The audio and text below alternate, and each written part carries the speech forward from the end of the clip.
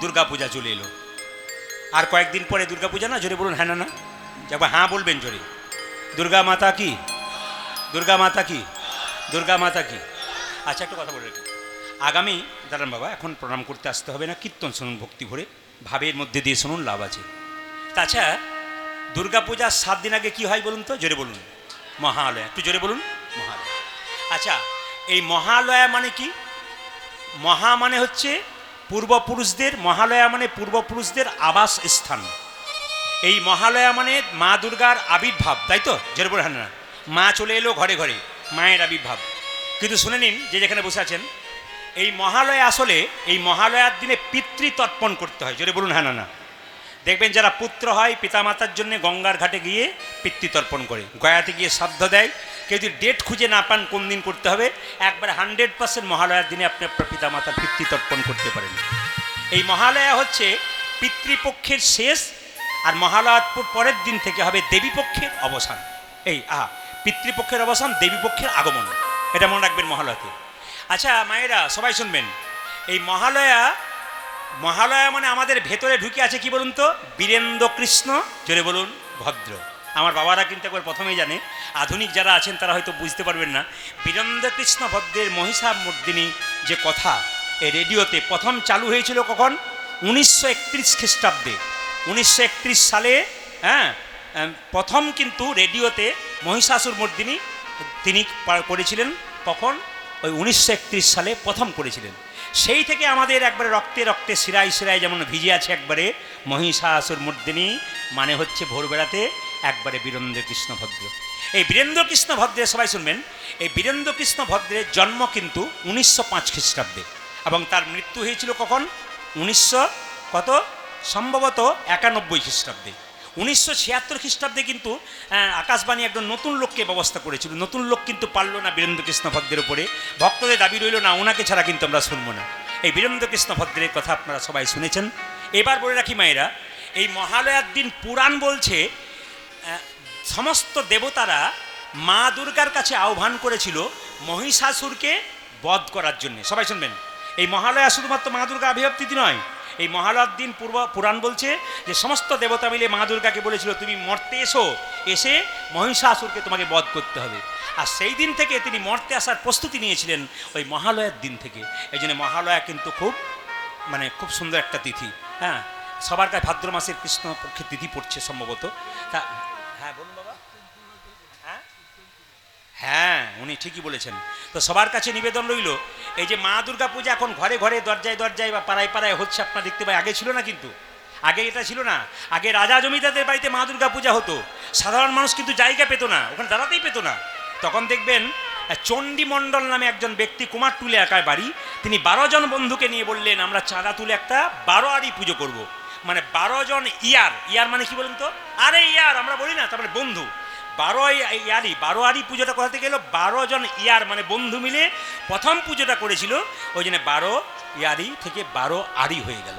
সবার কাছে নিবেদন রইল, মা দুর্গা পূজায় একটা বিশেষত্ব আছে, আগে করতো এখনও হয়, দেখবেন আপনারা দেখতে পাবেন, বাচ্চা মেয়েকে দুর্গা সাজিয়ে আমরা বাচ্চা মেয়ের কুমারী পুজো করি, ওর মধ্যে আমরা দুর্গাকে দেখতে পাই।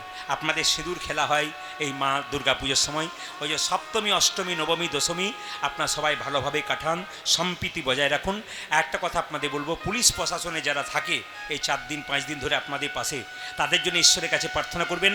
আপনারা তো ছেলে মেয়েকে নিয়ে দিব্যি প্যান্ডেলে যান, কিন্তু ওনারা কী করে বলুন তো, ওনারা নিজেদের সংসার ত্যাগ করে ছেলে মেয়েরাদেরকে সঙ্গ দিতে পারে না, আনন্দ করতে পারে না। আপনাদের আনন্দকে রক্ষা করার জন্যে তারা প্রহরীর মতো থাকে।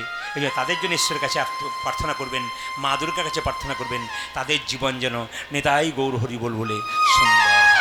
এই জন্য মায়েদেরকে বলে রাখি, দুর্গা পূজা মানে আনন্দে। তবে একটা কথা বলে রাখি, সবাই শোনাকুন, দুর্গা পূজার সময় এখন কিন্তু পাল্টে গেছে, বাবারা সব দেখেছেন, আপনাদের সময় আলাদা ছিল, এখন কিন্তু পাল্টে গেছে। দুর্গা পূজা মানে এখন কি বলে, আবার কবে আপনাদের দিকে নাই বোধ হয় নাকি, আপনাদের চালু হয়ে গেছে, আমার নাই বোধ হয়। দেখুন দুর্গা যখন বিসর্জন হয় তখন কাঁদতে হয় না হাসতে হয়, জোরে বলুন। একটু চোখের জল ফেলতে না পারেন, মাথাটা নিচু করবেন। মেয়ে যদি ঘর থেকে বিদায় নেয়, 4 দিনে যদি মেয়ে শ্বশুর বাড়ি থেকে বাবার বাড়িতে আসে, আর শেষে যখন যায়, মা বাবা কি করে, বাড়ির সবাই কি করে, মাথা নিচু করে বলে আবার কখন আসবি, তাড়াতাড়ি আসিস, মাকে আমরা 1 বছর পরে পাই, মা যখন চলে যায় তখন মাকে যেন বলতে চাই, মা আর 1 বছর পরে আবার আলো করে আসবে, কে বেঁচে থাকবে না থাকবে সবাইকে ভালো রাখার চেষ্টা করো। মা কিন্তু 4টে বাহনে আসে। কিসে কিসের বাহন বলুন তো? মা আসে হাতির বাহনে, মা আসে ঘোড়া বাহন করে, আর মা আসে নৌকাকে বাহন করে, মা আসে দোলাই বহন করে। এবছর কিন্তু সবাই শুনবেন, এবছর কিন্তু 4ই আশ্বিন রবিবার মহালয়া পড়েছে, আর মা কিন্তু এবছর আসছে কিসে বলুন তো? হাতিতে। হাতিতে এলে শস্য শ্যামলা সুজলা সুফলা বৃষ্টি হয়। সত্যি মিলে গেছে কিন্তু একবারে শস্য শ্যামলা। অন্য বছরের মত চাইতে এবছর বৃষ্টি খুব ভালো, এবং আমাদের এলাকাতে আমি দেখছি সব জায়গায় গান করছি তো এলাকায় দেখছি বৃষ্টি খুব ভালো। কিন্তু মা যদি ঘোড়াতে আসে তাহলে সংসার অস্থিরতা হয়, এবং সংসারে চঞ্চল হয়, সংসার নষ্ট হয়, দুঃখ হয়। ঘোড়ার কোনো ব্যাপার নেই বছর। আর মা যদি নৌকাতে আসে সেটাও ভালো, কিন্তু মা যদি দোলাতে আসে ওটা একটু ক্ষতিকর বটে, কিংবা দোলাতে যায়। এবছর মা আসছেন হাতিতে শস্য শ্যামলা, কিন্তু মা যাচ্ছে দোলাতে। একটু দুলিয়ে দেবার চেষ্টা করবে, আপনারা ভয় খাবেন না। কিন্তু মা যখন আছেন তখন দোলার ভয় আমাদের নেই। কেন? একটা ছেলে যখন কাউকে দেখে ভয়ে চলে আসে, মায়ের কোলে লুকিয়ে যায়, ওর বিশ্বাস থাকে আমার মা আছে, আমার মা আমাকে রক্ষা করবে। তাই মায়ের প্রতি ভক্তি রাখুন। দোলাই মা গেলে কি হবে? আমাদের কোনো কষ্ট হবে না। দুলিয়ে দিতে পারে পৃথিবীকে, কিন্তু আমাদের ভক্তদের কোনো কষ্ট মা নিশ্চয়ই করবে না, যদি মাকে ডাকার মতো ডাকতে হয়। তবে একটা আনন্দের কথা নয়, একটা খুব দুঃখের কথা বলি। এখন বিসর্জনের সময় ছেলেরা কি করে বলুন তো? সব জায়গাতে নয়, কি বলে? আবার কবে, আবার কবে। যদি কেউ মদ খেয়ে বিসর্জন করে ওটা বিসর্জন হয় না, ওটা বিষ অর্জন হয়। ভালো করে শুনবেন, একবার মন দিয়ে। যদি মদ খেয়ে কেউ বিসর্জন করে ওটা বিসর্জন নয়, ওটা বিষ অর্জন হয়। একটা ছোট্ট কথা বলি, মা দুর্গা যখন বিসর্জন হয় তখন নাচে আবার কবে, আর মা তখন ডুবছে জলে। ওই যে ছেলেটি দুর্গা পূজা করে সারা বছর, ও একদিন নদীতে নৌকাতে যাচ্ছিল, হঠাৎ নৌকা মাঝ রাস্তায় ডুবু ডুবু মাঝ জলে, তখন বলছে মা এবার বাঁচা, তোর প্রতি বছর পুজো করে বাঁচা, প্রতি বছর পুজো করি। যখন ডুবছে, মা তুই কোথায়? তখন মা পাহাড়ে এসে দিব্যি নাচতে শুরু করেছে। মা আমি ডুবছি আর তুই নাচছিস? বলে আমি যখন দশমীর সময় ডুবছিলাম তখন তুই কি করছিলি? তুই নাচছিলি, আমিও নাচছি।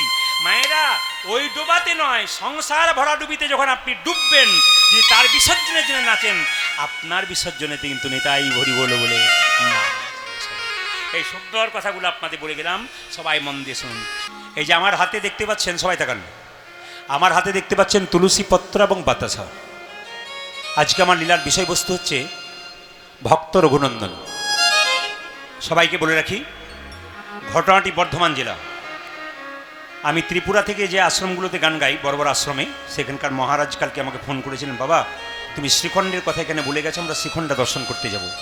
ওনাকে বললেন আসুন আমার বাড়ি, আপনাকে দর্শন করিয়ে দেবো। আপনাদের কাছে নিবেদন রইল, অনেক দূর দূর যাচ্ছেন, সামনে কাটোয়া থেকে এখন 15 থেকে 20 টাকা ভাড়া, কি 50 টাকা ভাড়া, আগে 10 টাকা ছিল।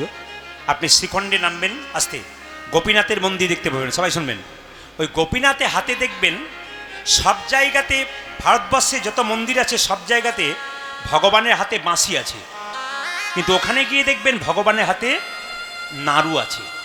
নাড়ুটা গোটা নয় কিন্তু মায়েরা, নাড়ুটা অর্ধেক আছে। আশ্চর্যের ব্যাপার, ওটা আবার আসল নাড়ু নয়, ওটা আবার পাথরের নাড়ু, অর্ধেকটা হয়ে গেছে। আজকে জানতে পারবেন ওই নাড়ুটা পাথরের কেন হলো। সবাই মন দিয়ে শুনবেন, সবার কাছে নিবেদন রইল, খুব সুন্দর ঘটনা পাবেন, শিক্ষামূলক ব্যাপার। কীর্তনের শেষে এই প্রসাদ কিন্তু আপনারা কাপড়ে কোণে বেঁধে নিয়ে যাবেন। সবাই তাকান, কীর্তনের শেষে এই প্রসাদ কিন্তু কাপড়ে কোণে বেঁধে, খুব ভাগ্যবান আপনারা। যারা এই কীর্তন শুনতে পায় না তারা অনেকে ফোন করে বলে, বাবা আপনি যে প্রসাদের কথা বলেছেন, এই প্রসাদ তো পাওয়া যায় না, কি করব? তো আপনাদেরকে বলে রাখি, কীর্তন শুনেই প্রসাদটা পাবেন, মানে আপনারা ভাগ্যবান। বাবারা যারা কীর্তন শুনছেন, কীর্তনের পরে প্রসাদটা আপনার পকেটে ভরে নিয়ে যাবেন, মায়েরা কাপড়ে কোণে বেঁধে নিয়ে যাবেন। নিয়ে গিয়ে কী করবেন, বাড়িতে লক্ষ্মী মন্দিরে একটা কৌটোর মধ্যে রেখে দেবেন একটা বাতাসা। আপনার বাড়ির বাচ্চা যদি খুব চঞ্চল হয়, খুব অস্থির হয়, পড়াশোনাতে কমজোরি হয়, আপনাকে বলে দিলাম শাস্ত্রের নিয়ম অনুযায়ী এই প্রসাদ প্রতি বৃহস্পতিবার বাচ্চাকে 10টার সময় স্নান করিয়ে, স্কুল যাবার আগে স্নান করিয়ে একটা তুলসী পত্র দিয়ে, বেশি নয় এইটুকু বাতাসা, একটা তুলসী পাত্র, সবাই দেখে নিন, এইটুকু বাতাসা একটা তুলসী পাত্রা তার কপালে ঠেকিয়ে 3 বার জয় গোপীনাথ জয় গোপীনাথ বলবেন। কবার বললাম জোরে বলুন? একবার জোরে বলুন। 3 বার। 3 বার জয় গোপীনাথ বলবেন। তারপর মুখে দিয়ে তাকে বলবেন প্রণাম কর, আর তুলসী গাছে জল ঢেলে দে। এটা কতদিন করবেন? 1 বছর করবেন। হরে কৃষ্ণ। উলুধ্বনি দিন, দানের ভাণ্ডার দিয়েছেন মা, হরে কৃষ্ণ। আপনারা যা দিয়েছেন ওতেই কমিটি খুশি। কমিটির আনন্দ এইটাই, আপনাদের ভক্তিটা সবচাইতে বড়। আপনারা যে এসে এত সুন্দর পরিপূর্ণ করেছেন আসরটাকে, একবারে পরিপূর্ণ। এই পরিপূর্ণতা কিন্তু ভালো লাগে। কেন বলুন তো, আমি ভোজবাড়িতে 500 লোককে নিমন্ত্রণ করলাম, যদি 300 আসে তাহলে কিন্তু যিনি কৃতি তার কিন্তু খুব কষ্ট হয়। তাহলে যেনারা কর্তা কীর্তন করাচ্ছেন, যেনারা কীর্তন করাচ্ছেন তারা যদি আসর ফাঁকা দেখে, তাহলে ভক্ত এলো না, কী ব্যাপার। কিন্তু আসর পরিপূর্ণ হলে কিন্তু ভক্তদের মন একটু কী হয় বলুন, আনন্দ হয়। যেনারা কীর্তন করাচ্ছেন প্রতি বছর আসর পরিপূর্ণ করে বসবেন, সবার কাছে নিবেদন রইল। আচ্ছা, আপনারা প্রশ্ন করবেন, 1 বছর খাওয়াতে বললেন প্রতি বৃহস্পতিবার, একটা বাতাসা নিয়ে আমি কি করব, কদিন চলবে? আমি বলে যাই, এই বাতাসাটা বাড়িতে কৌটোতে দিয়ে দেবেন। প্রতি 1 কেজি বাতাসা বৃহস্পতিবার দিন বাড়িতে হরিলুট দিয়ে দেবেন। ওই হরিলুটে বাতাসার সঙ্গে এই বাতাসার মিশিয়ে দেবেন। মিশিয়ে দিয়ে প্রতি বৃহস্পতিবার জয় গোপীনাথ বলে দেবেন। শরীরের কোনো যন্ত্রণা কষ্ট অনেকের হচ্ছে কিন্তু ভালো হচ্ছে না, জয় গোপীনাথ বলে প্রসাদটা খান, অনেকটা কষ্ট আপনার নিবারণ হবে। শাস্ত্রের নিয়ম অনুযায়ী বললাম, শুধু বিশ্বাসের উপরে খেতে হবে। আপনি তর্ক করেন আর যুক্তি খোঁজেন তাহলে কিন্তু আপনার হবে না। প্রত্যেকটা কিন্তু বিশ্বাসের উপরে। কিছু মনে করবেন না, এই যে মন্দিরে মূর্তি দেখছেন, এখন যদি মনে করেন ভেতরে মাটি আছে আর খড় আছে, আপনার ভক্তি কিন্তু চলে গেল। ভক্তি যার কৃষ্ণ তার সর্বশাস্ত্রে কয়, ভক্তি না থাকিলে কৃষ্ণ দেখিলেই কি বা হয়। আপনার ভক্তি যদি না থাকে তবে কৃষ্ণ দেখে আপনার কী লাভ আছে? ভক্তিটা হচ্ছে আসল। সবার কাছে নিবেদন রইল, যে যেখানে বসে আছেন কমিটির ভাইদেরকে বলবো, আপনারা কীর্তন চলাকালীন যদি আপনারা 8-10 কেজি বা 5-6 কেজি বাতাসা পান, তাহলে এখানে রেখে দিন, সবাই যেন পায়। আর যদি বাইচান্স ওনাদের না থাকে, তাহলে এই একটা বাতাসা না পান, যদি পেয়ে যান তো ভালো, না পেলে কি উপায় আছে, উপায়টাও কিন্তু আপনাদের অপশন দিয়ে দেবো। তো যাই হোক, সবাই লক্ষ্য করুন, এই ঘটনাটি বর্ণনা করবার শেষে দেখবেন কীভাবে নাড়ু খাচ্ছে ভক্ত রঘুনন্দন।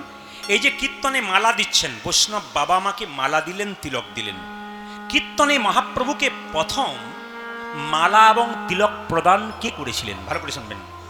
প্রথম শুনে নিন, প্রথম কিন্তু মহাপ্রভুকে রঘুনন্দন মালা পরিয়েছিলেন আর তিলক দিয়েছিলেন। সেই থেকে কিন্তু তিলক এবং মালার রীতি কিন্তু এখনো পর্যন্ত চলে আসছে। একটা একটা করে শুনবেন, আপনাদের অজানা জিনিস জানতে পারবেন, ভক্তি জন্মাবে। তো শ্রীখণ্ড যে কথা বললাম আমি, শ্রীখণ্ডের 2 ভাই, আমি একটু মাঝে জিজ্ঞেস করে নেব। শ্রীখণ্ডের 2 ভাই, বড় ভাইয়ের নাম মুকুন্দ সরকার আর ছোট ভাইয়ের নাম নরহরি সরকার। এখন তো ভাইয়ে ভাইয়ে শুধু ঝগড়া হয় জমি নিয়ে। এইদিকে এইদিকে খালি একটা ভালো কথা পেলাম, আপনাদের এখানে ভাইয়ে ভাইয়ে কোনো ঝগড়া নাই না? আমি ভুল বলে ফেললাম নাকি? আপনাদের ভাই ভাই, বাবারে, একজন বলছে দেখবেন কতজন মারামারি করে হাসপাতালে ভর্তি হয়েছে, ঠিক নেই। না না, সব জায়গাতেই আছে।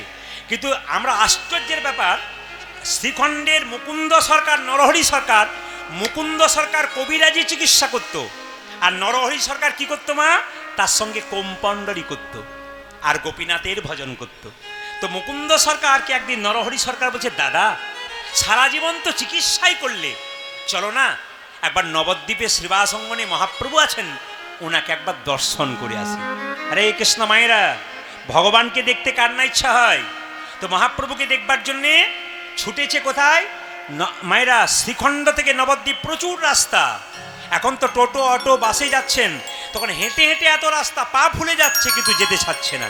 তো বড় ভাই বললে, হ্যাঁ রে ভাই, তুই যে বললি যে নবদ্বীপ যাবো, শ্রীখণ্ড থেকে এত রাস্তা যাবি কি করে? গাড়ি নেই তো, পা ফুলে যাবে তো। ছোট ভাই বলছে, দাদা আমি সাধু গুরু বৈষ্ণবের মুখে শুনেছি,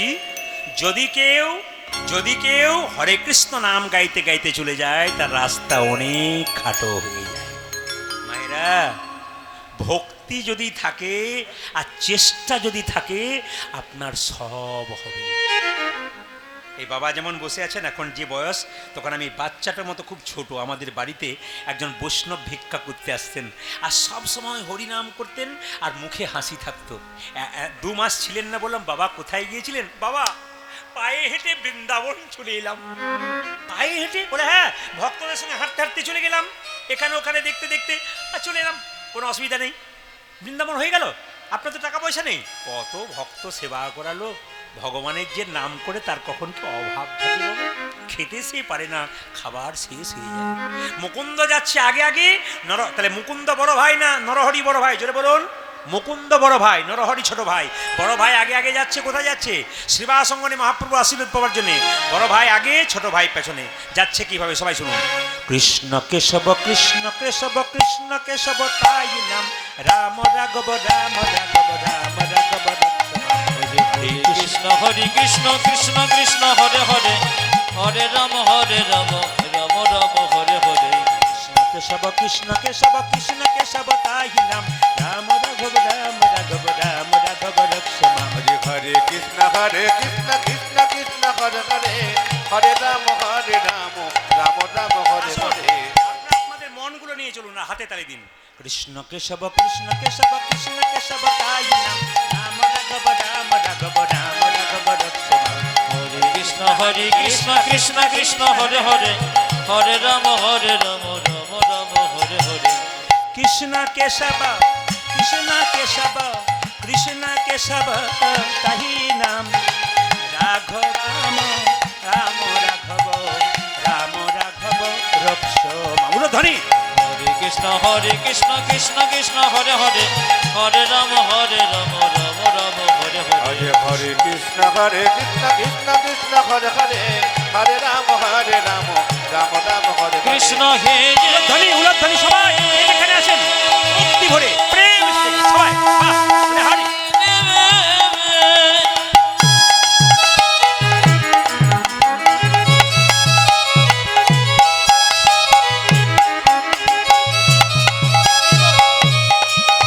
কৃষ্ণ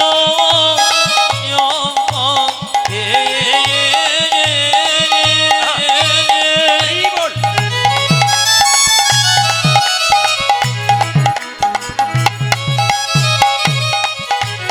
দেখো দাবা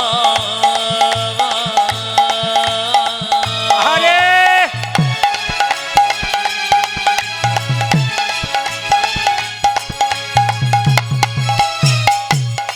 কৃষ্ণ হরে কৃষ্ণ মোহি কৃষ্ণ মোহি।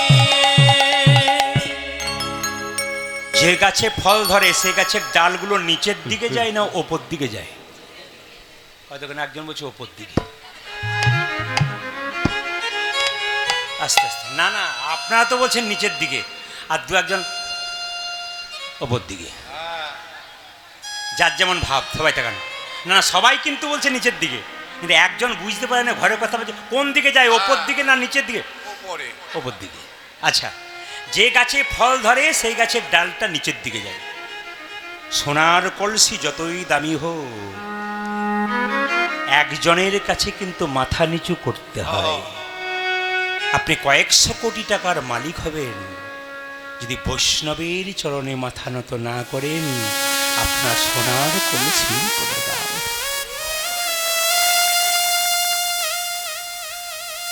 জনক ঋষি, দেখুন আমি দেখতে পাচ্ছি আমার বাবাদেরকে ছোট বড় মানি না। ছোট বড় মানানো উচিত নয় তো, বৈষ্ণব ভক্ত হলে ছোট বড় মানা উচিত নয় তো। এই যে বিনয়ী ভাব, এটাই তো সবচেয়ে প্রিয়। আসুন আসুন, খুব সুন্দর পরিবেশ আপনাদের। এইদিকে দিকে, সোনার কলসি যতই দামি হোক, গ্লাসের কাছে মাথা নত করতে হয়। আপনি কয়েকশো কোটি টাকার মালিক হন, যদি বৈষ্ণবের চরণে মাথা নত না করেন, আপনার কোনো। শুনবেন শুনবেন শুনবেন, সবাই শুনবেন। এই লীলা এমন লীলা, বাজি কটা? 6:30।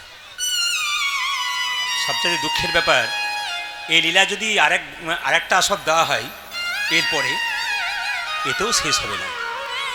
না না, এরপরে যা আসছে তার ভয় করার দরকার নেই, নিয়ে নেবো, আমি সময়ই শেষ করে দেবো। আসতে এদিকে তাকাবেন, যে যেখানে বসে আছে। কি বললাম? বৈষ্ণব। বৈষ্ণবের স্বভাব দেখুন, ত্রিনাদপি শুনিচন তররিব সহিষ্ণুনা, অমানেন মান দেন কীর্তনীয়। এই ভাবে যদি আপনার মধ্যে থাকে, আপনি কৃষ্ণ কৃপা পাবেন। একটা ঘাসের উপরে পা দেবেন, ঘাস মাথা নিচু করবে, আবার ঘাস পা সরে গেলে মাথা উঁচু করবে। বৈষ্ণবকে হাজার আঘাত করুন, ওই যে মাথা নিচু করবে আর মাথা উঁচু করবে।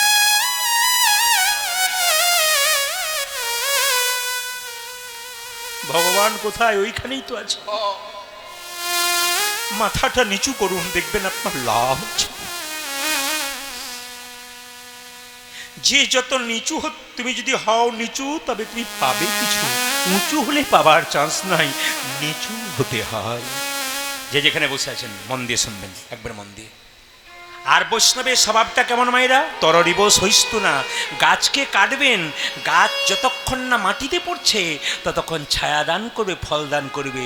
বৈষ্ণবকে যতই আঘাত করুন, মাটিতে পড়ার আগে পর্যন্ত হরে কৃষ্ণ মহামন্ত্র দান। তাই গৌর হরি বল। অমানেন মান দেন। সবাই তাকান। বৈষ্ণব মান চাহে না। আমি কিন্তু ছোট থেকে মা মনসার ভক্ত, খুব ছোট থেকে। কেন? আমার বাড়িতে ইউটিউবের মাধ্যমে দেখেছেন মাকে ঘোরানো হয় প্রতি বছর। আসলে ছোট থেকে আমি মাকে দেখে এসেছি। আমার বাবা মাকে খুব ভজন করতেন। বাবা বলতেন ওনার মধ্যেই সব পেয়ে যাবে। তো সবাই শুনবেন ভালো করে। তো মায়ের মন্দিরে আমার জেঠিমা একটা প্রদীপ দিয়ে বলেছিল, যদি ছেলে হয় তাহলে প্রদীপ নামটাই রাখবো। আমার বাবা আমাকে ধানবাদে পাঠিয়েছিল উকালিতি পড়বার জন্যে। কীর্তনে কোনো ভবিষ্যৎ নেই, চলো ওইদিকে পড়াশোনা করতে হবে। কাগজ টাকা 2 নম্বরই হয়ে গেল, ফিরে এলাম। বর্ধমান ইংরেজিতে আমি করতে গেলাম, আমার বন্ধু বান্ধব সবাই চাকরি পেয়ে গেল, আমি নিলাম না। এই রাস্তায় এলাম। এখন বহু বন্ধু বান্ধব বলে আমরা তো সরকারের চাকর হলাম, আর তুই এমন একজনের চাকর হলি যার জন্য এত এত সাধুগুরু বৈষ্ণবের চরণ ধুলি লাভ।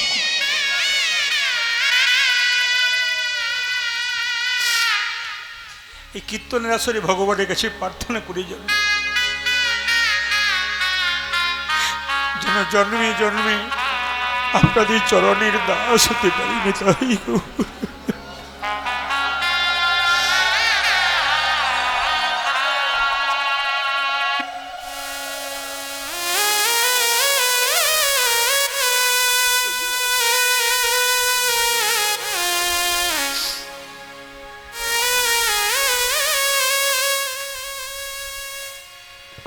শেষে আমি যখন কীর্তন শিখে গেলাম, বহু ভক্ত বৈষ্ণব আমার বাড়িতে আসতে লাগলো।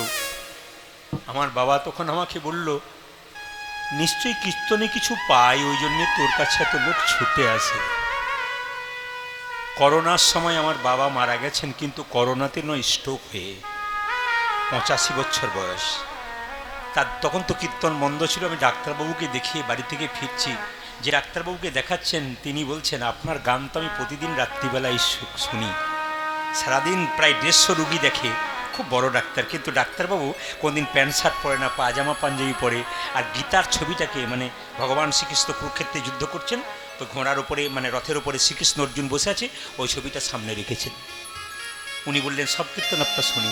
বাবা শুনলেন। আবার গাড়িতে দাঁড়িয়েছি, বাবা বললো একটু নামবো, একটু দরকার আছে, প্রস্রাবে যাব। বাবার বয়স তখন অনেক নেমেছে। একটা বাচ্চা ছেলে গরু চড়াচ্ছিল, ছাতা নিয়ে সে ছুটে বলছে, বললো কাকু কাকু আপনার কি, আপনি তো প্রদীপ পাল, আপনার কি? বাবা তখন বললো, হ্যাঁ রে, কিছু এমন দিয়েছিস যাতে ডাক্তারবাবুরও বুঝতে পারে, আবার একটা রাখাল বাগাল ছেলে পড়াশুনো জানে না, ও বুঝতে পারে। অতি সহজ ভাষায় কীর্তনটাকে মানুষের মধ্যে দে, জীবন সফল। বাবা আমাকে শেষে বলে গিয়েছিলেন, কীর্তনে যদি কাঁদাতে না পারিস আর নিজে কাঁদতে না পারিস, তাহলে কীর্তনই হলো না তোর। এ কথা বলেছিলেন, যদি কীর্তন শুনে মানুষ কাঁদতে না পারলো, চোখের জল না বেরোলো, তবে কীর্তন শুনে কি লাভ আছে?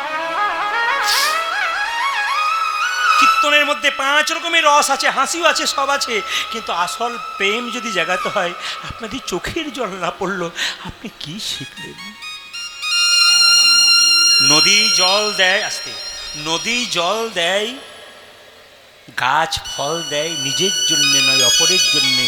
বৈষ্ণব নাম দেয়, নিজের জন্যে নয়, জগতের মানুষের জন্য।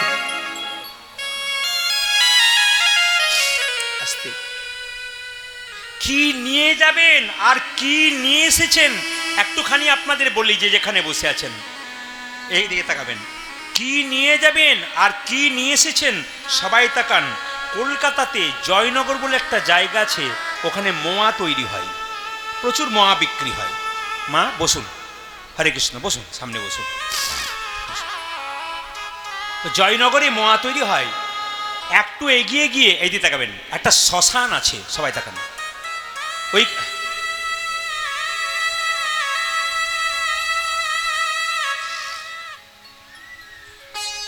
একটা শ্মশান আছে মায়েরা, সবাই লক্ষ্য করবেন।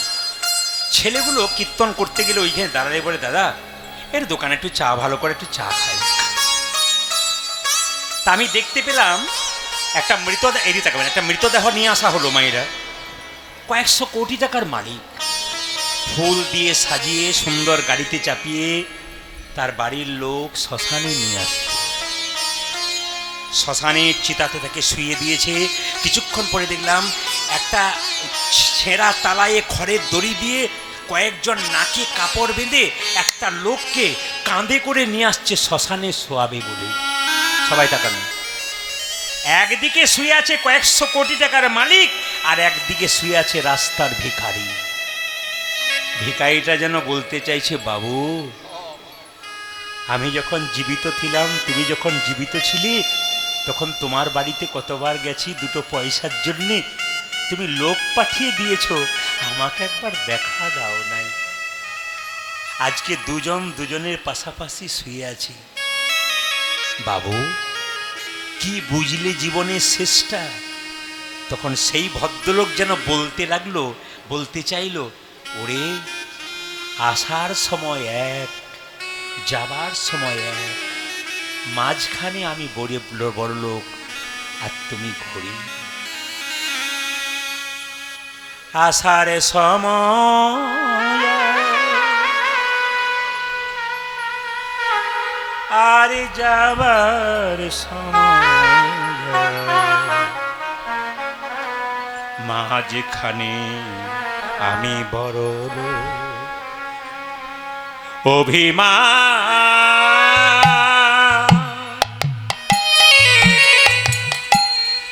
অভিমান করোনা, গোবিন্দের চরণে সব অভিমান। তাই গৌর হরি বল। সব অভিমান গোবিন্দের চরণে। একটা ছোট্ট প্রমাণ, একটা ছোট্ট প্রমাণ বৈষ্ণবের স্বভাবটা কেমন একটু দেখুন। যদি প্রকৃত বৈষ্ণব খুঁজতে যান তবে দেখবেন। আমি দেখতে পেয়েছিলাম একবার একটা কলেজে পড়া মেয়ে দুতারার উপরে দাঁড়িয়ে আছে, একজন বৈষ্ণব রাস্তা দিয়ে পেরিয়ে যাচ্ছে, আর সঙ্গে সঙ্গে বৈষ্ণব তো মাথা নাড়া শেখা থাকে। কলেজে পড়া মেয়েটা বৈষ্ণবকে দেখে বৈষ্ণবের নাড়া মাথা দেখে, এ বৈষ্ণব, বৈষ্ণব দে মাথাতে থুতু ফেলে দিলি তো। আচ্ছা ঠিক আছে ঠিক আছে ঠিক আছে, কোনো অসুবিধা নেই, আবার স্নান করে আসবো। আমার আপনার মাথায় দিলে কি বলতাম, নেমে আয়, তারপর দেখাচ্ছি মজা। উনি কি বললেন, তুই থুতু ফেলে দিলি, আচ্ছা আচ্ছা আচ্ছা ঠিক আছে ঠিক আছে, আবার স্নান করে আসবো। আবার বৈষ্ণব স্নান করতে গেছে, আবার মেয়েটি আবার তাক করে আছে, এরকম করে 10 বার এসেছে, 10 বার থুতু ফেলেছে। মেয়ের বাবা দেখতে পেয়ে বলছে, তোর লজ্জা করে না? তুই না কলেজে পড়েছিস, বৈষ্ণবের মাথায় থুতু ফেলছিস, আমাকে বাবা বলবি না? তোর কলেজে পড়া বেকার, ছি। বৈষ্ণব বলছে, আপনার মেয়েকে আপনি বকবেন না, আপনার মেয়ের জন্য একটা বিরাট লাভ হয়ে গেছে। আমার মেয়ে আপনার মাথায় থুতু ফেলেছে আর আপনার উপকার হয়ে গেছে। হ্যাঁ, আমি শাস্ত্রে শুনেছি একবার গঙ্গা স্নান করলে এক জন্মের পাপ দূর হয়। আপনার মেয়ে আমার মাথায় 10 বার থুতু ফেলেছে, আমি 10 বার স্নান করেছি, আমার জন্ম জন্মান্তরের যত। নিতাই গৌর হরি বল। ইনি হচ্ছেন বৈষ্ণব। সবাই লক্ষ্য করুন, যেই না মায়েরা লক্ষ্য করুন, দুজন মিলে, দু ভাই মুকুন্দ এবং নরহরি, দু ভাই মিলে যখন এরকম করে দাঁড়িয়ে আছে, তখন মহাপ্রভু কি করলো, ভক্ত যদি কাই মনে কোনো বাঞ্ছা করে, ভগবানের সাধ্য নাই সেই বাঞ্ছা নাহি পুরহরি।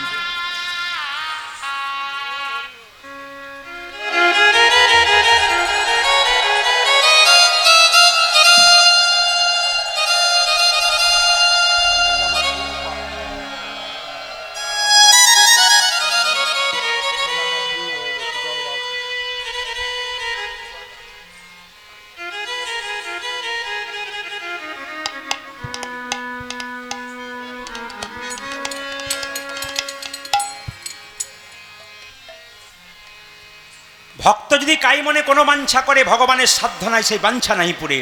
মহাপ্রভু বললেন, শিবাস দেরি করো না, দু ভাই আমাকে দেখতে এসেছে অত দূর থেকে, একবার দেখা দিয়েছি চলো। দু ভাই মিলে মহাপ্রভুকে দেখছে, আর মহাপ্রভু কীর্তন করতে করতে যাচ্ছেন সুরধ্বনি গঙ্গা দিয়ে। সুরধ্বনি তীরে সুরধ্বনি তেরে তীর মহাবিলস বিলস সমবয় বালক সঙ্গে। সুরধ্বনি তেরে তীর মহাবিলস সবাই দর্শন করুন। সমবয় বালক সঙ্গে সুরধ্বনি তীরে তীর মহাবিলস সমবয় বালক সঙ্গে। সুরধ্বনির তীরে তীর মহাবিলস সমবয় বালক সঙ্গে। পরে করতালি ধ্বনিত হরিধ্বনি। আমার করে কর তারি নিত হরি মনে পরে করতালি ধ্বনিত হরিধ্বনি। সবাই করতালি।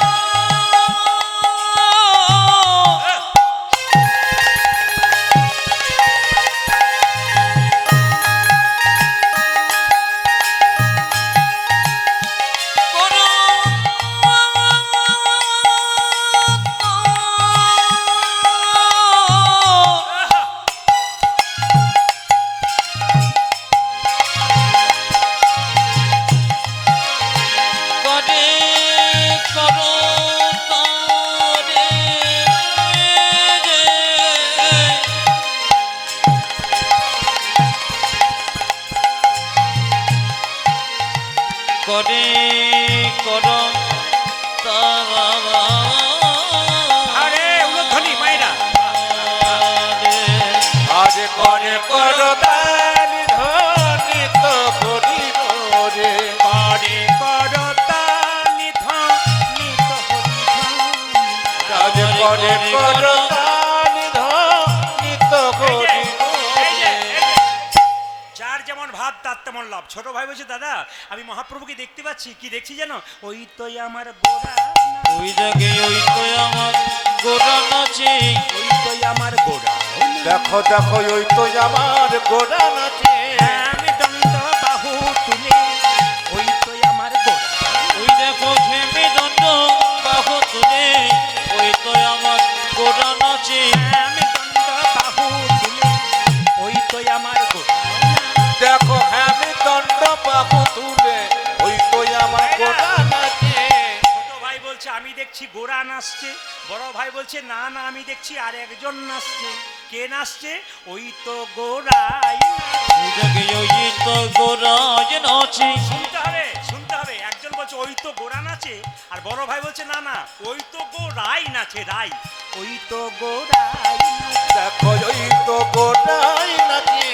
ওই তো গোড়াই আমার ওই তো গোড়া নাচে নাচে। যার শ্যাম নাচে, বাইরে ও গোড়াই। আমার অন্তরঙ্গে শ্যাম নাচে বাজিরে গোড়া নাচে অন্তরে যার শ্যাম নাচে, বাইরে ও গোড়াই। ও যারি অন্তরে যার শ্যাম নাচে বাইরে গোড়াই নাচে। সুরধ্বনি তেরে তীর মহাবিলস সমবয় বালক সঙ্গে সুরধ্বনির তীরে তীর মহাবিলস সমবয় বালক মায়েরা, সঙ্গে। দেখুন দেখুন, ভক্ত যখন ভগবানকে ডাকে, ভগবান একটু পরীক্ষা করে দেখে এ আমার কতখানি হয়েছে। এই যে আপনারা কীর্তন শুনতে এসছেন, কিছু মনে করবেন না, আমি প্রথমেই বলেছি আপনার মনের মধ্যে কি চলছে প্রদীপ পাল জানছে না, ভগবান জানছে। এই জন্য বারবার বলবো কীর্তন শুনবেন, মনটাকে ঠিক রাখবেন। আপনার মন কতখানি ভগবানকে দিয়েছেন প্রদীপ পাল বুঝতে পারছেন না, কিন্তু উনি বুঝতে পারছেন না। উনি অন্তর্যামী, আপনার অন্তরে বসে আছেন, কতখানি ওনার কথা এখানে ভাবছেন। যখন এখানে বসে থাকবেন কোনো বাইরের কথা ভাববেন না, কৃষ্ণের কথা ভাবুন। যতক্ষণ তার কথা ভাববেন ততক্ষণ আপনার লাভ আছে। যে যথামং প্রপদ্যন্তে তাঁস্তাতেই ভজম্মাহম। যে আমাকে যেমনভাবে ভালোবাসে আমি তাকে তেমনভাবে ভালোবাসি, ভগবান নিজের মুখে বলছেন। আপনি 4 ঘন্টা কীর্তন শুনতে এসে আপনি যতক্ষণ ভগবানের চরণে মন দেবেন, ভগবান আপনাকে ততক্ষণই ভালোবাসবে। সবাই লক্ষ্য করুন, শ্রীবাস এসে মহাপ্রভু বললো শ্রীবাসকে, বলো শ্রীবাস বলে দাও ওদের মধ্যে যে ছোট ভাই সে আমার সঙ্গে সারা জীবন থাকবে, আর যে বড় ভাই তাকে বলে দাও সে আমার 100 জন্ম কৃপা পাবে না। এটা কিরকম হয়ে গেল? সবাই হ্যাঁ, ছোট ভাইকে কি বললো মায়েরা বলুন? ছোট ভাইয়ের জন্য বললো সে আমার সঙ্গে সারা জীবন থাকবে বলে দাও, আর যে বড় ভাই সে 100 জন্ম কৃপা পাবে না। ভগবান ধাক্কা মেরে দেখলো যে না, শ্রীবাস বললো এই যে তোমাদের মধ্যে ছোট ভাইকে আমি, কি নাম? আমার নাম নরহরি সরকার, এ তোমার জন্য প্রভু বলেছে তুমি প্রভুর সঙ্গে সারা জীবন থাকবে। বড় ভাই বলছে আমার জন্য কি বলেছে? আমি যে আগে আগে এলাম, ও আনন্দে বলছে আমি যে আগে আগে এলাম, ও যে পেছন। ভগবান বলেছে তুমি 100 জন্ম সঙ্গ পাবে না। যেই না বলেছে 100 জন্ম সঙ্গ পাবে না, অমনি বড় ভাই নাচতে শুরু করেছে, জয় গৌর জয় গৌর। শ্রীবাস বলছে এ তুমি কি করলে? তোমার ভাইকে বললো 100 জন্ম কৃপা পাবে না, তোমার ভাই 100 জন্ম কৃপা পাবে, তোমার ভাই পেলো, তোমাকে বললো 100 জন্ম কৃপা পাবে না, তুমি নাচতে শুরু করেছো কেন? শ্রীবাস আমাকে যদি মহাপ্রভু বলতো, শ্রীবাস বলছে মুকুন্দা আমাকে যদি মহাপ্রভু বলতে 100 জন্ম কৃপা পাবে না, আমি তো একবারে দুঃখ পেতাম, আর তুমি কাঁদছো কেন? আমি তো বিষ খেয়ে আত্মহত্যা করে দিতাম। কে বলছে? শ্রীবাস। এ কথা শুনে মুকুন্দ বলছে শোনো শোনো শ্রীবাস, আমি 100 জন্ম পরে কৃপা পাবো, এ কথা শুনে নাচছি কেন জানো? আমাকে যদি প্রভু বলতো কোনো জন্মে কৃপা পাবো না, তাহলে আমি না হয় বিষ খেয়ে আত্মহত্যা করে দিতাম। প্রভু বলেছে 100 জন্ম কৃপা পাবো না, 100 জন্ময় আমি কৃষ্ণ কৃষ্ণ বলে কেঁদে বেড়াবো। যখনই 100 জন্ম পেরিয়ে যাবে, 101 জন্মে প্রভুর সঙ্গ, আমি 101 জন্মে প্রভু সঙ্গ পাব।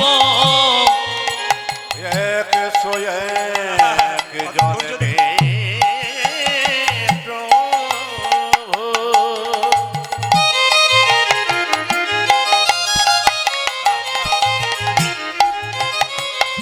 আমি সঙ্গ পাবো। দেখুন দেখুন দেখুন দেখুন দেখুন দেখুন দেখুন 3 ঘন্টার কীর্তন শুনতে সে কতবার উঠতে হয়, কতবার বসতে হয়, আর মুকুন্দ বলছে 100 জন্ম আমি গৌর বলে কাঁদবো, 101 জন্মে তো কৃপা পাবো। মহাভারতের দিকে গেলে দেখতে পাবো 100 ভাইয়ের দাদা দুর্যোধন চঞ্চল ছিল, উনি ভগবান হারালেন, আর পঞ্চপাণ্ডবের দাদা যুধিষ্ঠির স্থির ব্যক্তি ছিলেন, উনি ভগবানকে পেলেন।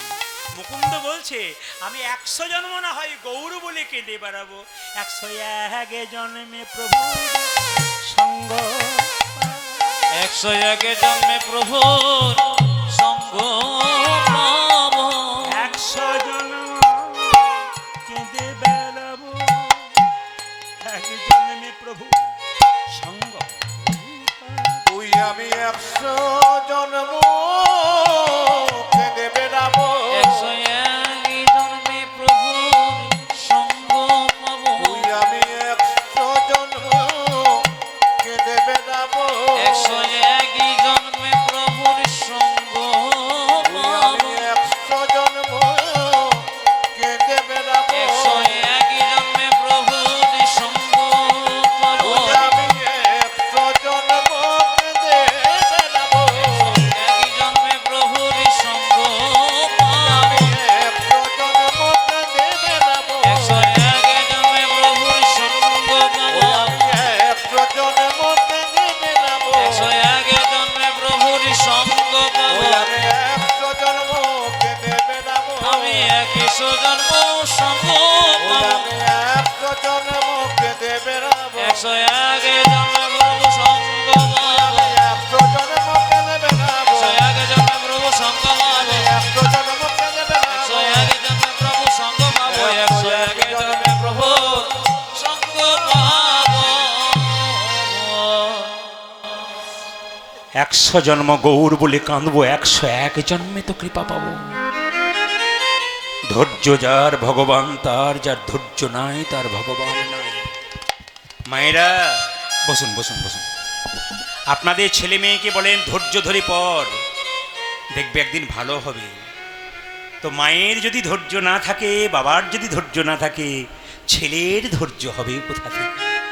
এই জন্য যারা কীর্তন শুনতে এসছেন তাদের কাছে বিনীত নিবেদন রইল, বাবা হয়েছেন, দাদু হয়েছেন, কাউকে বলবেন ধৈর্য ধরে পর বাবা, এ কথা বলার আগে নিজেকে ধৈর্যবান হতে হবে। এখন যাদের নতুন বিয়ে হয়েছে, পরবর্তী সন্তান যখন আসবে, তারা কীর্তন শুনছে, আমি আসলে দাঁড়িয়ে কথা দিয়ে গেলাম একদিন তার কৃষ্ণ ভক্ত সন্তান হবে। কেন? ওর মাটিটা যে মাটি কৃষ্ণ নামে ভিজে গেছে, তা কৃষ্ণ প্রেমের অঙ্কুরের বীজ কখনো না হয়।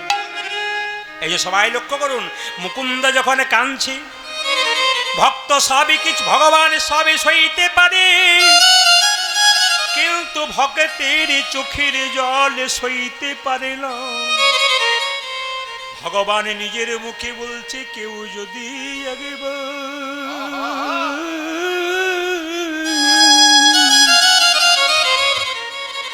কেউ যদি একবার নয়নের জল দিয়ে আমার চরণে ধুয়াই দিতে পারে, চরণে ধুয়ে দিতে পারে, এক জন্মে নয় জন্মে জন্মে তার আমি চরণের দাস,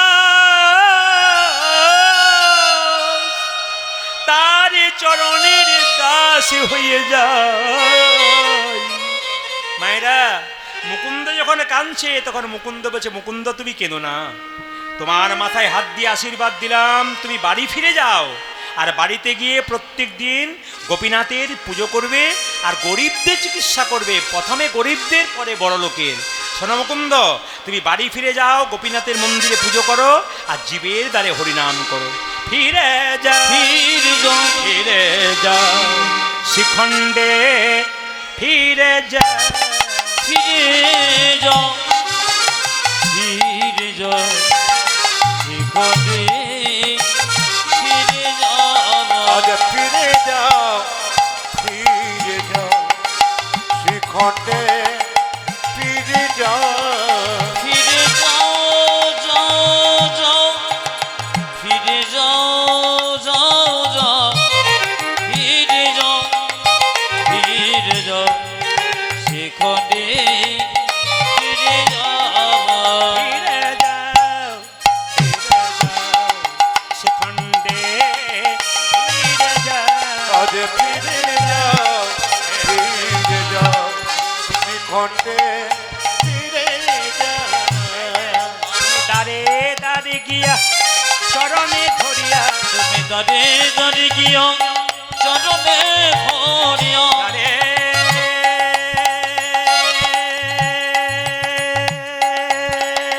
উলোধ্বনি,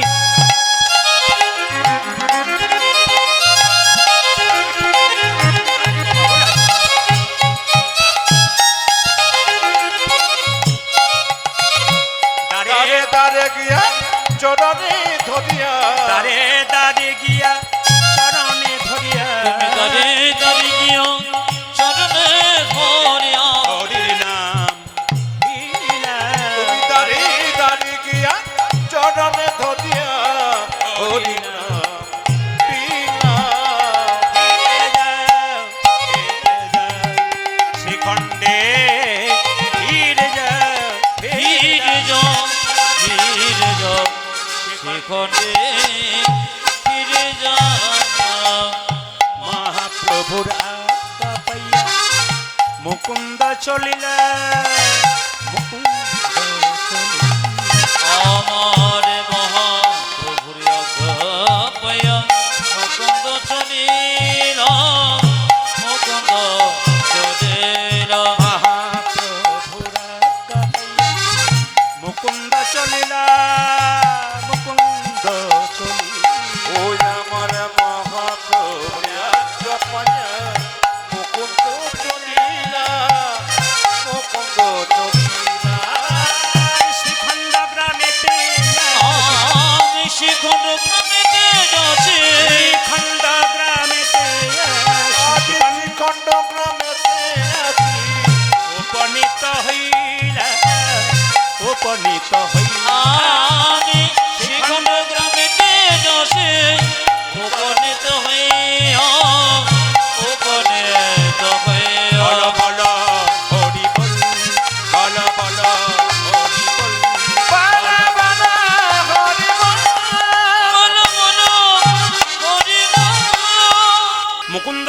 বাড়ি ফিরে এলো, একটা গোপীনাথের মন্দিরে পুজো করতে লাগলো, আর কেঁদে কেঁদে বলল, ও গো গোপীনাথ,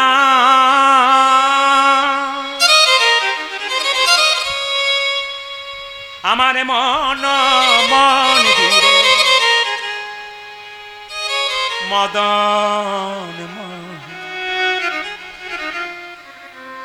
দাঁড়াবে গো হাসি ডাকি। সবাই শুনবেন। আপনাদের কিন্তু এটা কোন জেলা? মুর্শিদাবাদ। আমি মালদা জেলায় প্রচুর গান গাই, নদিয়াতে প্রচুর গান গাই, উত্তর দিনাজপুর দক্ষিণ দিনাজপুর এখন ঢুকে গেছি। এখন উত্তর দিনাজপুর দক্ষিণ দিনাজপুর প্রচুর ঢোকার জন্যে উত্তর দিনাজপুর দক্ষিণ দিনাজপুর প্রচুর চাহিদা, চাপ থাকে, অনেকটা রাস্তা তো মালদা থেকে, তাই ওদিকে টানা গান পেলে আমরা চলে যাই। এই কিছুদিন আগে আমরা গিয়েছিলাম।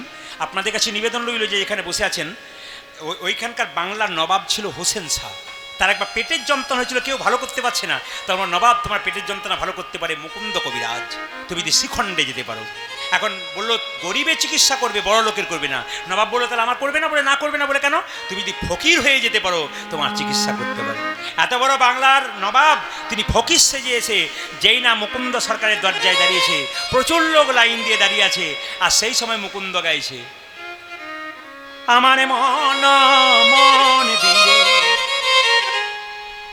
মদন। মুসলিম হয়ে গানটা শোনার পর বলছে, কই দেখি দেখি দেখি দেখি একটু ছেড়ে দাও তো। ও কবিরাজ, ও কবিরাজ, তুমি তো গান শুনিয়ে লোকের অর্ধেক লোক ভালো করে দেবে গো।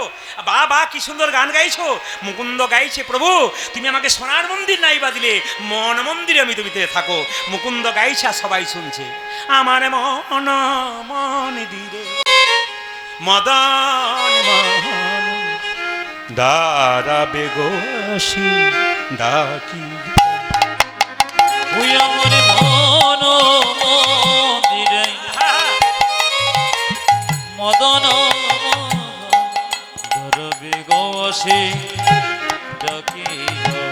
মন মন্দিরে মদন দাঁড়াবে গোসি ডাকি। আমার মন মন্দিরে মদন দাঁড়াবে গোয়াতে ডাকিয়া। কাঁদিয়া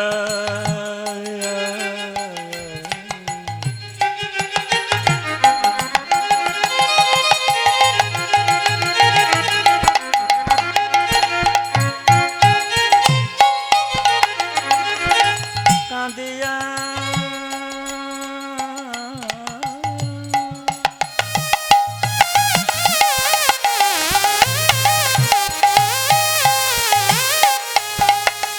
হে প্রাণনা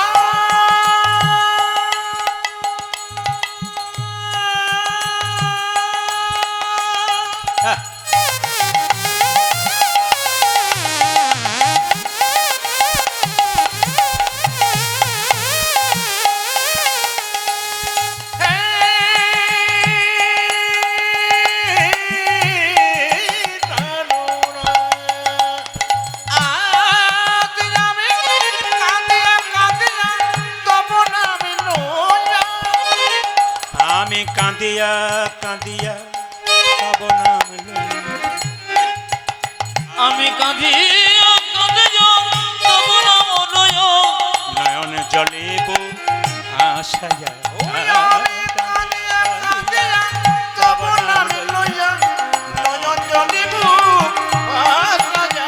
আমার মন মন্দিরে মদন ধরাবে গোসি ডাকিয়া। ওই আমার মন মন্দিরে মদন মোহন দাঁড়াবে গোসি ডাকি। আপনাকে রাখছি। এই যে আপনাকে ওই যে মাঝে আসুন। চশমা পরে আপনি আপনি আপনি এদিকে আসুন। চশমা পরে হ্যাঁ আপনাকে। ওই মাঝে না না আপনাকে ডাকি নাই, নবাবকে ডাকছি মুকুন্দ স্যার।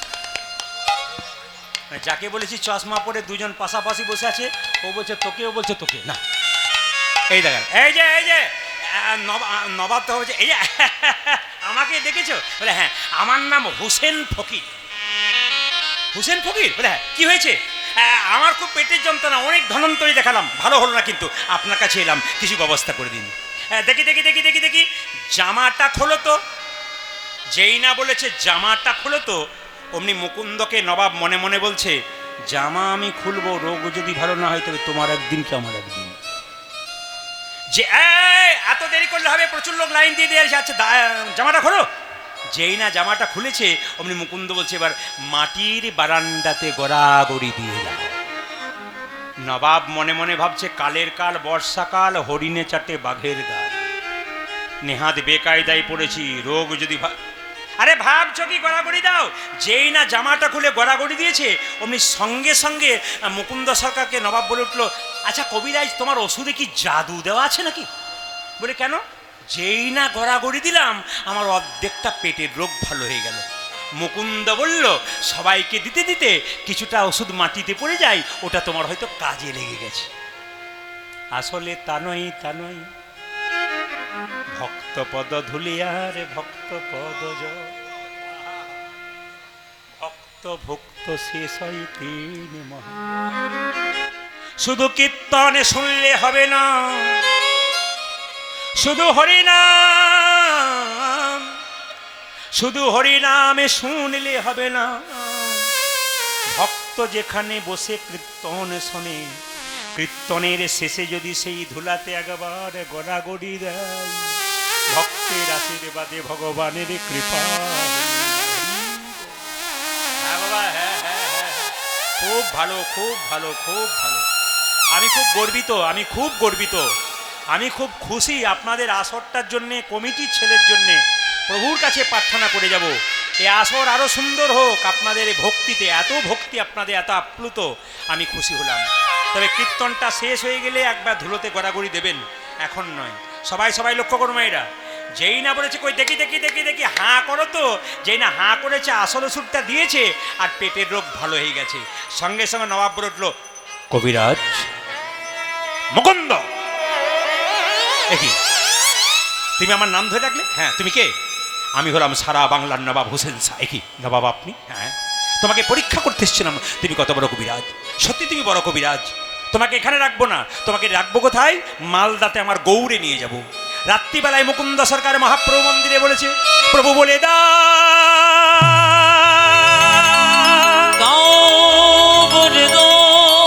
প্রভু বলে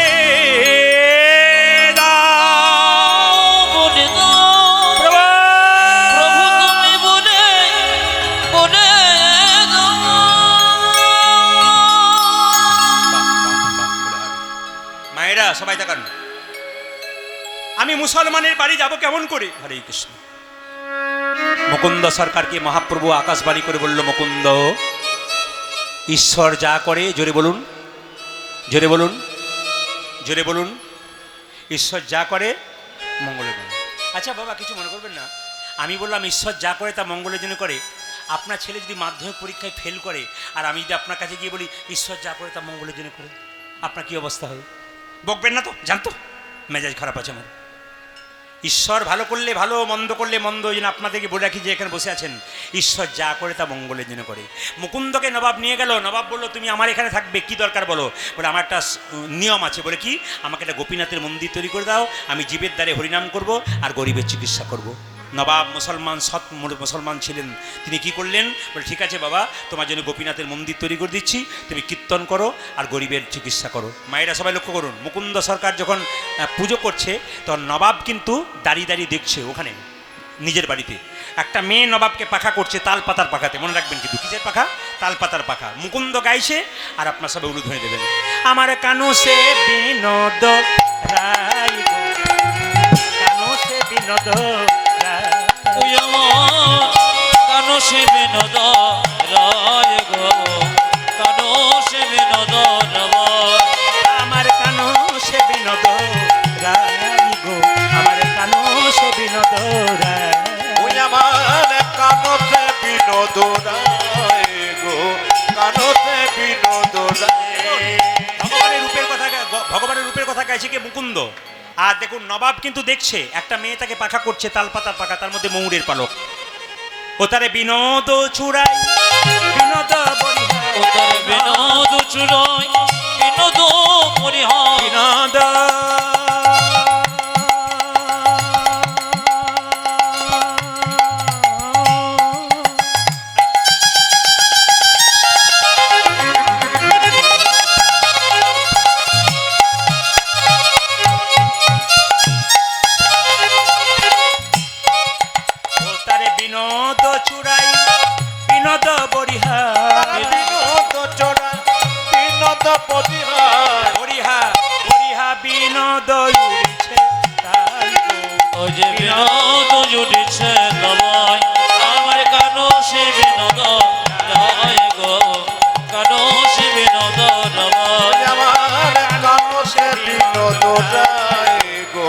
কানসে বিনোদ রায় ও মা ও তারে বিনোদ ললাটে বিনোদ তিলক বিনোদ বিনোদ সাজে উত্তরে বিনোদ ললাটে বিনোদ তিলক বিনোদ বিনোদ সাজে।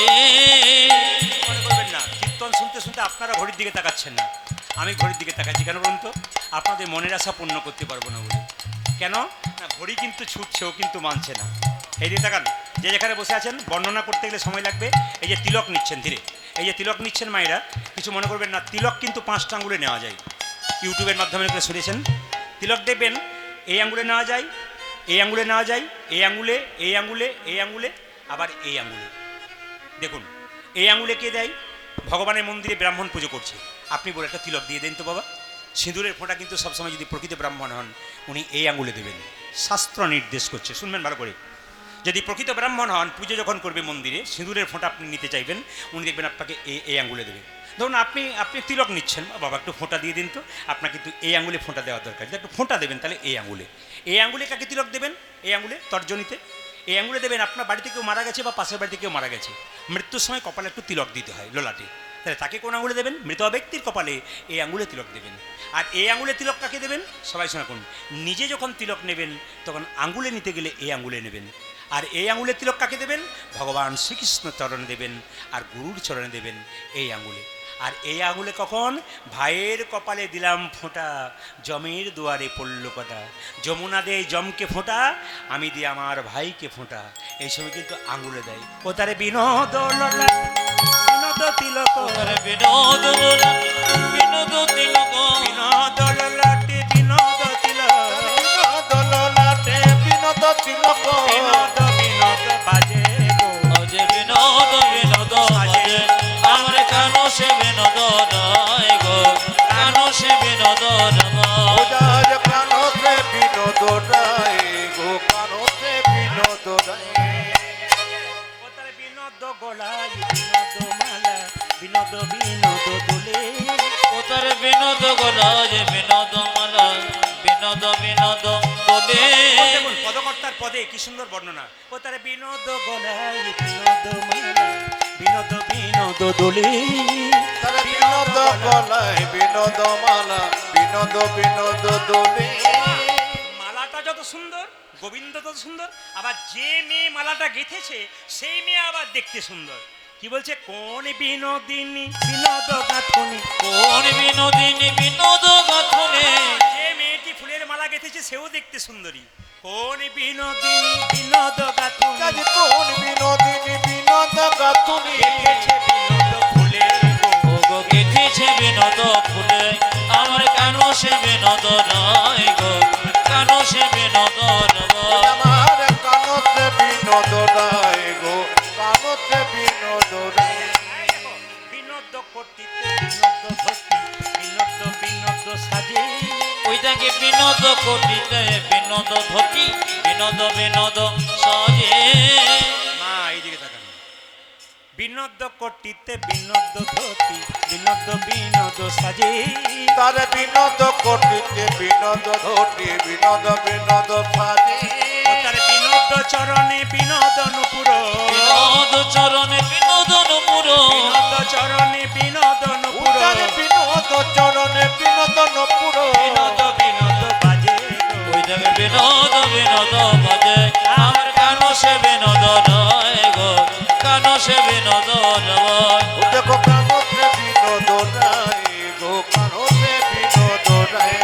পদকর্তা শেষে বলছে যদুনাথ কই বিনোদ নাগর, বিনোদ কদম্ব তলে, আজ যদুনাথে কয় বিনোদ নাগর, বিনোদ কদম্ব তলে। যদুনাথ কই বিনোদ নাগর, বিনোদ কদম্ব তলে, জয় যদুনাথে কয় বিনোদ নাগর, বিনোদ কদম্ব তলে। কত বিনোদিনী বিনোদ হেরিয়া কলসি ভাসাইল জলে, অজি কত বিনোদিনী বিনোদ ফেরিয়া কলসে ভাসাইল জলে। কত বিনোদিনী বিনোদ হেরিয়া কলসি ভাসাইল জলে, জয় কত বিনোদিনী বিনোদ হেরিয়া কলসি বাতালো জলে। আমার কানো সে বিনোদ রাইব, আমার কানসে বিনোদ রায়, ওই আমার কানসে বিনোদ রায় গো, কানসে বিনোদ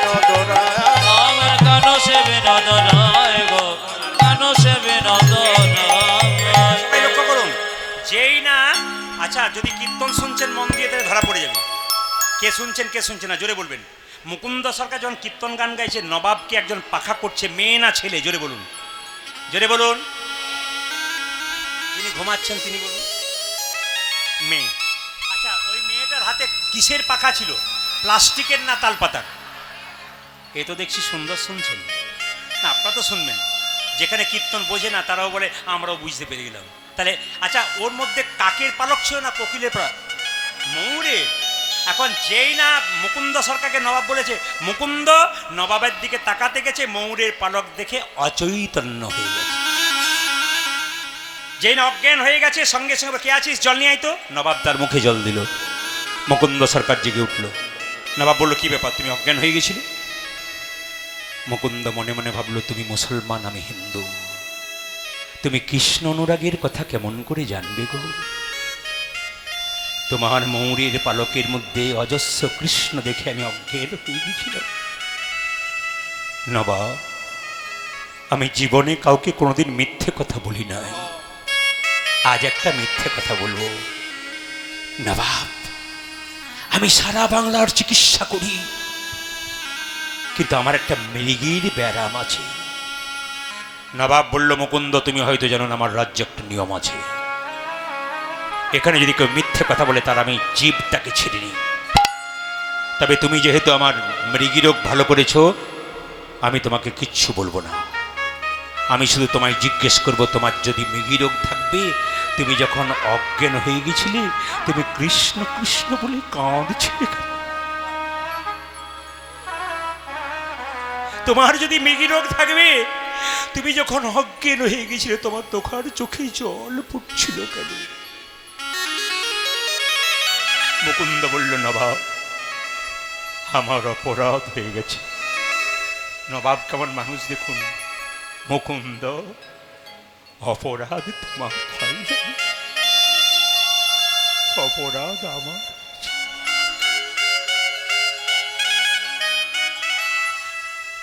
এই জগতে যে কৃষ্ণ ভক্ত হয়, সে কারো কেনা গোলাম হয় না, ভগবানের দাস।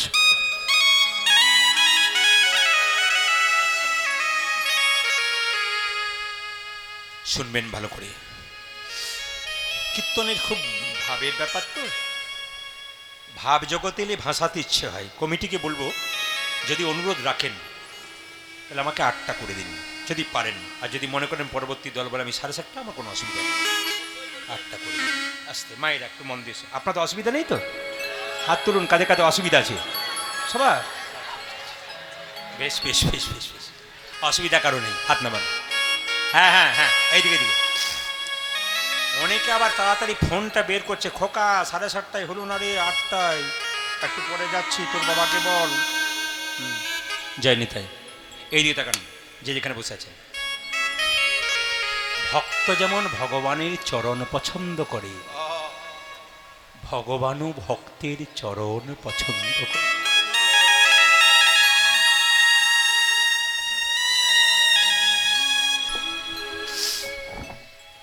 এই দিকে তাকাবেন, এই যে একবারে মন দিয়ে মন দিয়ে মন দিয়ে। এই যে একটা ঝড় উঠছে আপনাদের মধ্যে, প্রেমের ঝড়, আহা হা।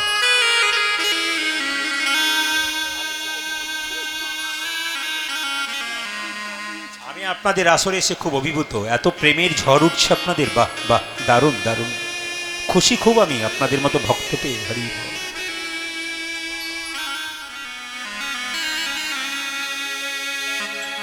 শুনবেন একটু ধীর স্থির ভাবে, হরে কৃষ্ণ, একবার মন দিয়ে কথাগুলো শুনে নিন বাবা। মায়েরা এইদিকে এইদিকে, হ্যাঁ শেষে শেষে শেষে কীর্তনটা করতে দিন, তারপরে প্রণাম করবেন আপনারা, আস্তে আস্তে আস্তে, ধীরে ধীরে। বসুন বসুন মায়েরা, বসুন, প্রণাম করবেন না, এখন প্রণাম করবেন না, বসুন, নমস্কার করুন, দূর থেকে নমস্কার, কীর্তনটা করতে দিন, কীর্তনটা করতে দিন, আস্তে। যে যেখানে বসে আছেন একবার ভক্তি ভরে। বৈষ্ণব বাবাদের ওখানে এত এত ভক্ত আছেন আমার বাবারা, আমি তাদের মুখগুলো দেখছি, কম বয়সের ভাইয়েরা বসে আছেন, কিন্তু ওদের মুখ দেখেই বুঝতে পারছি ভক্তিতে আপ্লুত আছে ভেতর। ফল্গু নদীর যেমন ভেতরে জল আছে বুঝতে পারা যায় না, অনেক ভক্ত প্রচুর চারিদিকে বসে আছে, ওনাদের মাথার ওড়ানো, ওনাদের ভাব দেখেই বুঝতে পেরেছি আপনাদের ভক্তির ফল্গুধারা ভেতরে আছে, থাকুক আপনাদের। আপনাদের পরবর্তী সন্তান সন্ততি যেন এরকম হরিবাসরে বুঝতে পারে, আপনাদের মতো ভক্তি ভরে কীর্তন শুনতে পারে, এটা আমি চাই। ভগবান যে ভক্তের চরণ ভালোবাসে তার প্রমাণটা দেখুন। ভগবান শ্রীকৃষ্ণ যখন গোষ্ঠে ছিলেন, একবার খেলা খেলতে চেয়েছিলেন, 24 জন বন্ধু 24টা পাতা নিয়েছিলেন, বটপাতা, আর 24টা পাতা নিয়ে বলল একটা পাতাতে ফুটো থাকবে, যে ফুটো পাতাটা পাবে সে সবাইকে একবার করে কাঁধে চাপিয়ে নিয়ে বেড়াবে। পাতাগুলো যখন ভাগ করে দেওয়া হলো, সবাই গোটা গোটা পাতা পেল, কিন্তু ভগবান ফুটো পাতাটা পেল। আসলে ভগবানের কপালে কখনো ছিদ্র পাতা যোগে জোটে তা নয়, ভগবান নিজের ইচ্ছাতে নিলেন। সবাই তো আমায় কাঁধে করে নিয়ে যায়, আমার চরণ দুটো জল দিয়ে ভিজিয়ে দেয়, আমি আজকে সবাইকে কাঁধে করে নিয়ে যাব, আমার চোখে জল দিয়ে ওদের চরণ দুটো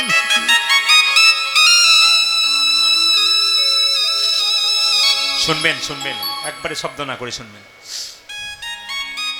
একটু বলে যাই, কুরুক্ষেত্রের যুদ্ধে কৃষ্ণ যখন জয়লাভ করলেন, সবাই তাকাবেন, জয়লাভ করলেন, কুন্তিকে প্রণাম করে কৃষ্ণ বলল, পিসি আমি যাই। মায়েরা, ছেলে যদি ঘর থেকে কাজে যায়, মাকে প্রণাম করে বলে মা আমি যাই, মা কি বলে, খোকা যাই বলতে নেই রে, আসি বলতে। কুন্তি কৃষ্ণকে বলল, আমি বুঝতে পারলাম রে কৃষ্ণ, তুই আর কোনোদিন আসবি না। কেন পিসি? অন্যদিন প্রণাম করে বলিস পিসি আমি আসি, আজকে বলছিস যাই, এর থেকে বুঝলাম তুই আর কোনোদিন আসবি। হরে কৃষ্ণ, আমি বুঝে নিলাম বাবা, তুই কাঙালের ভগবান, তুই ভিখারির ভগবান, তুই বড় লোকের ভগবান নোস। পিসি প্রমাণ কি? যতদিন পঞ্চপাণ্ডব রাজ্য ছেড়ে সংসার ছেড়ে বনে বনে ঘুরে বেড়াচ্ছিল, ততদিন তাদের সঙ্গে ছিলি, তারা যখন রাজ ঐশ্বর্য পেয়ে গেল তখন তাদের ছেড়ে চলে গেলি, এর থেকে বুঝলাম তুই ভিখারির ভগবান, কাঙালের ভগবান।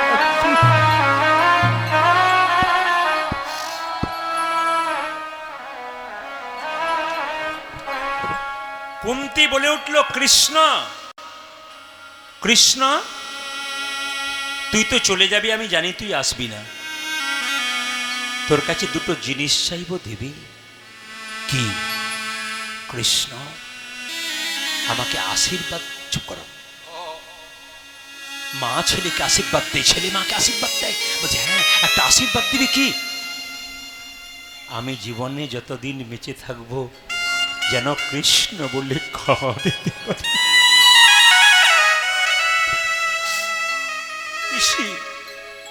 কৃষ্ণ বলে কেঁদে তোমার কি লাভ? কুন্তি বলে উঠলো, এ জগতে যারা কৃষ্ণ বলে কেঁদেছে একমাত্র তারাই জানে কৃষ্ণ বলে কাঁদাতে কথা।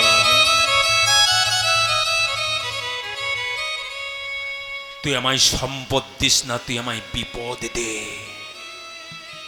সম্পদ দিলে তোরে ভুলে যাব, আর বিপদ দিলে তোকে মনে রাখবো। মায়েরা, সুখ আর দুঃখ একদিন রাস্তায় গলা ধরে ধরে কাঁদছে, দুঃখ বলছে সুখ বলছে কৃষ্ণ, দুঃখ বলছে কৃষ্ণ সুখ তোকে সবাই চাই আর আমাকে কেউ চায় না। সুখ তখন বলছে আমাকে সবাই চাই, কিন্তু আমাকে পেলে ভগবানকে ভুলে যায়, আর তোকে যারা পায় তারা ভগবানকে আবার স্মরণ করতে থাকে। তুই তো জিতে আছিস রে, আমি হেরে গেলাম। সবাই তাকাবেন মায়েরা, কুরুক্ষেত্রের যুদ্ধ যখন এক এক করে সব ভাইগুলো মরে যাচ্ছে, ভীষ্ম সরসজ্জায় শুয়ে আছে, দুর্যোধন বলে উঠলো, দাদু সব ভাইগুলো মরে যাচ্ছে আর তুমি দিব্যি শুয়ে আছো, লজ্জা করে না? আমার খাচ্ছ, আমার পড়ছো।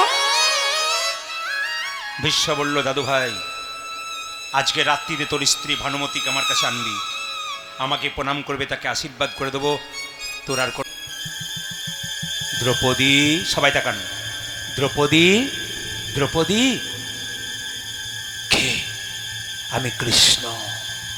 এসেছ প্রভু, অসময়ে এলে কেন? ভগবান উত্তর দেখুন, ভক্তের প্রশ্ন দেখুন, প্রভু এসেছো তুমি? যদি এলে তবে রাত্রে 12টা এলে কেন, অসময়ে এলে কেন? ভগবান বললেন, দ্রৌপদী, আমি যার কাছে যাই সময় অসময় বলে কিছু নাই। যার প্রতি কৃপা হয় কখন যে তার কাছে যাই সে জানতে পারে না। কি করব? এসো। কোথায়? আমার সঙ্গে। কোথায় যাব? ভীষ্ম শুয়ে আছে, গিয়ে তুমি প্রণাম করে দেবে। ভানুমতি যাবে না, ও গেলে আশীর্বাদ পেয়ে যেত। মাথায় কাপড় নিয়ে প্রণাম করে দেবে, তোমাকে ভানুমতি ভেবে আশীর্বাদ করে দেবে, তোমার পঞ্চপাণ্ডব বেঁচে যাবে। সবাই তাকান এদিকে। দ্রৌপদী চলে যাচ্ছে মাথায় কাপড় নিয়ে, কৃষ্ণ আগে আগে যাচ্ছে। আর যখনই আগে যাচ্ছে তখন কৃষ্ণ চুপচাপ বলল, এবার আমি দরজায় দাঁড়িয়ে থাকি। তুমি কি করবে জানো? তুমি তুমি তুমি দাদু ভীষ্মের কাছে যাও। দ্রৌপদী যখন চটি জুতো পরে চলে যাচ্ছে ভীষ্মের কাছে, কৃষ্ণ বলল, দ্রৌপদী, গুরুজনদের কাছে যেতে গেলে জুতো চটি খুলে দিতে হয়, খুলে দাও। দ্রৌপদী খুলে দিয়ে যখন পেছন ফিরে যাচ্ছে তখন কৃষ্ণ বলল, দ্রৌপদী, তোমার জুতো জোড়া খুললাম কেন জানো? বলে, কেন জানো? ভক্ত তো আমার চরণ ধরে আনন্দ পায়, আমি ভক্তের চরণ পাই না, কেউ তো আমায় চরণ দেয় না, তাই তোমার জুতো জোড়া বুকে নিয়ে আমি একবার আনন্দ অনুভব করি।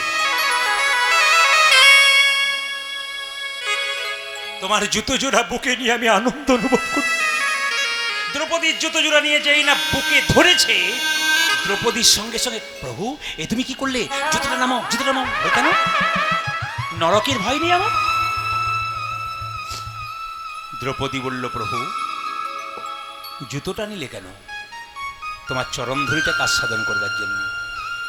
তুমি তো চরণ দেবে না। দ্রৌপদী বলছে, চাইলে না কেন? আমি আমার চরণটা তোমাকে দিয়ে দিতাম। কেন? এ দেহ যদি আমার হয় তাহলে এ দেহ যদি তোমার হয়, এ চরণ কি আমার? এ দেহ যদি আমার হয়, এ চরণ তোমার, তোমার জিনিস তোমাকে দেব, তাতে দুঃখে। সবাই তাকান। দ্রৌপদী যেই না দরজাটা খুলে ভেতরে ঢুকেছে, ভীষ্ম মনে মনে ভাবলো ভানুমতি এসেছে। ভানুমতি ভেবে যেই না দ্রৌপদী মাথায় কাপড়টা দিয়ে প্রণামটা করেছে, সঙ্গে সঙ্গে ভীষ্ম বলল, ভানুমতি এসেছে।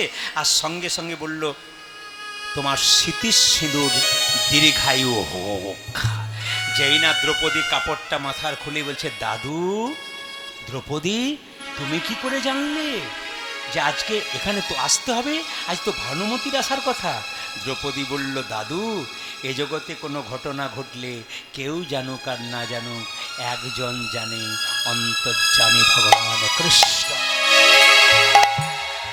জিজ্ঞাসা করলো, ভীষ্ম জিজ্ঞাসা করলো, কৃষ্ণ কই? কৃষ্ণ কই? বলে, কৃষ্ণ তোমার দরজায় এলো না কেন? দ্রৌপদী বলল, কৃষ্ণ সবার দরজায় যায়, যে ডাকে তার বাড়ি যায়, আর যে ডাকে না তার বাড়ি। কৃষ্ণ সবারই দরজায় দাঁড়ায়ে থাকে, যে জন সন্ধ্যা সকালে কৃষ্ণের নাম করে, কৃষ্ণ তার কাছে যায়, যে জন ডাকে না তার বাড়ি থেকে ফিরে যায়। সঙ্গে সঙ্গে কৃষ্ণ বলল, আমি এসেছি। ভীষ্ম জিজ্ঞাসা করলো, কৃষ্ণ, আমি সরসজ্জায় শুয়ে আছি, আমার এত কষ্ট কেন?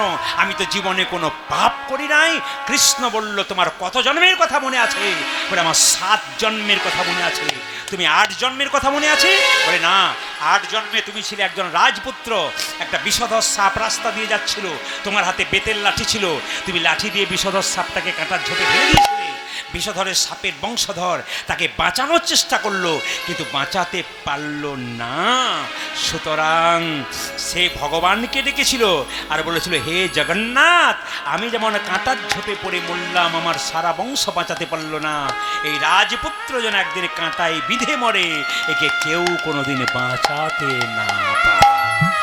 যে যেমন কর্ম করে, কর্ম করে তার তেমন ফল হয়। দল চলে এসেছে, দল যদি দাঁড়িয়ে থাকে আর একটা দলের খারাপ লাগে। ওরা তো আমাদেরই সবাই, আমাদেরই অংশীদার, আমাদেরই ভালোবাসার মানুষ। ওরা আসবে, সবাই মিলে একটু লক্ষ্য করুন। ছোট্ট রঘুনন্দন নাড়ু খাইয়েছে গোপীনাথকে, শর্ট করে বলে দিলাম, একবারে শহরে অনেকটা জায়গা ছিল। আর সবাই মিলে একটু হাত তুলে, অদ্যপি খণ্ডপুরে অর্ধনাড়ু আছে করে। অদ্যপি খণ্ডপুরে অর্ধনাড়ু আছে করে। ভাইরা, শ্রীখণ্ড বাড়ি ফিরে, শ্রীখণ্ডে ফিরে গেল কে বলুন তো? মুকুন্দ সরকার। তার স্ত্রীর গর্ভ থেকে একটা সন্তান হলো সরস্বতী পুজোর দিনে। আর সেই সন্তান যখন বড় হলো তখন গোপীনাথকে নাড়ু খাওয়ালো। এই নাড়ু খাওয়ালো তো ভগবান দেখলো নাড়ু যখন খাচ্ছে, ভগবান অর্ধেকটা খেয়েছে আর তার বাবা দরজাটা খুলে দেখছে নাড়ু অর্ধেক হয়েছে। অর্ধেক নয়, পাথরের নাড়ু।